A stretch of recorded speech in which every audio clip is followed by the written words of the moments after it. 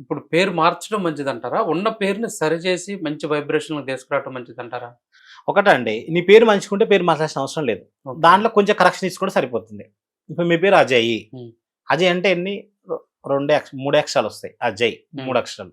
అంటే 3 అక్షరాల పేరులో అంటే వాళ్ళు ఆళ్ళెలా ఉంటారంటే ఎగిరెగిరి పడుతుంటారు. హ్మ్. మళ్ళీ డౌన్ అవుతుంటారు. ఓకే. మళ్ళీ ఎవరేదన్నా అంటే సెన్సిటివ్‌గా ఫీల్ అవుతారు. దాని గురించి ఎక్కువగా ఆలోచిస్తారు. ఓకే.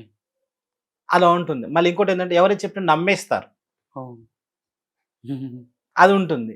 అదే అజయ్ పక్కన ఇంకేదన్నా పేరు యాడ్ చేస్తే, అజయ్ పేరు మంచిదే. హ్మ్. ఇంకేదైనా యాడ్ చేస్తే, ఇప్పుడు ఉదాహరణ మీరు రెడ్డీస్ అనుకోండి, అజయ్ రెడ్డి గారనో, హ్మ్. యాదవ్ అనుకోండి, అజయ్ యాదవ్ గారనో, హ్మ్. గౌడ్స్ అనుకోండి, అజయ్ గౌడ్ గారనో, ఇంకా సంథింగ్ ఇంకేదన్నా ఉందనుకోండి, ఇంకేదన్నా ఇప్పుడు మీ నాన్నగారు కొంతమంది పేర్లు మాకు ఈ పేర్లు ఇష్టం లేదనుకున్నాను. ఇప్పుడు మీ నాన్న పేరు ఇంకేదన్నా ఉందనుకో వీరయ్య గారు, లేకపోతే వంశీ గారు ఇట్లా సంథింగ్ ఉందనుకోండి, నేను చెప్పేస్తాను. వర్ధన్ అని పేరు పెట్టేస్తాను. ఓకే. అజయ్ వర్ధన్. ఇట్లా ఇప్పుడు ఇట్లా చాలా పేర్లు. ఇట్లా కొంతమందికి ఇంకా పక్కన ఇంకా 2 పేర్లు పెట్టుకుంటే, ఇంకా మగవాళ్ళకి ఇంకెక్కువ కలిసొస్తుంది. ఓకే. అదే ఆడపిల్లకైతే నేను మొదటి నుంచి ఒకటే చెప్తాను. ఆడపిల్ల పక్కన తండ్రి పేరు యాడ్ చేసేయమని చెప్తా. హుహు. ఎంతమందికి యాడ్ చేసి ఇచ్చానంటే, కమిషనర్ గారి బిడ్డకి కూడా నేను యాడ్ చేసి ఇచ్చాను. హ్మ్. పేరొద్దు. రెడ్డి గారు వాళ్ళు. హ్మ్. ఆళ్ళందరూ వచ్చి కరెక్షన్ తీసుకొని వెళ్ళిపోయారు.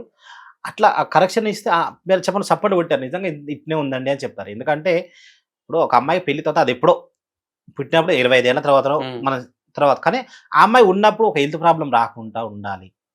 సో, ఆ అమ్మాయి ఓన్‌గా పైకి రావాలి. అందరికి చదువొస్తదా అండి? అందరికి జ్ఞాపక శక్తి ఉంటుందా? నీ టాలెంట్ నీకుంటుంది. నా టాలెంట్ నాకుంటుంది. అవును.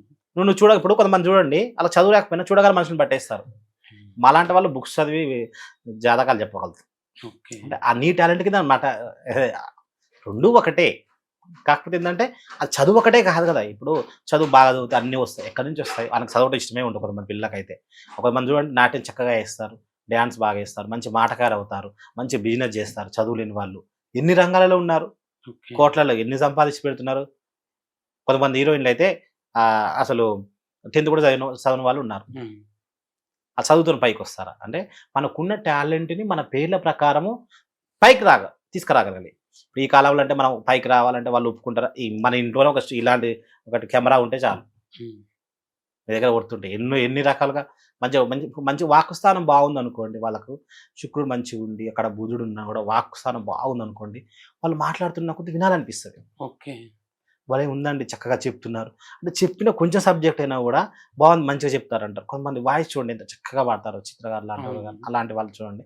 అంతెందుకు శ్రీలేఖ అని ఒక ఉంటారు. ఒక సింగర్ ఉంటారు ఆ మేడము. ఆవిడ ఇంత చక్కగా పాడతారు. ఆవిడ 10థ్ కూడా నేను ఒక ఇంటర్వ్యూలో చదివాను. నేను 10థ్ కూడా చదవలేదండి అని చెప్పారు. మూడో తరగతి చదివిందంట ఆవిడ. కీరవాణి వాళ్ళ చెల్లెలు. హ్మ్. అవును.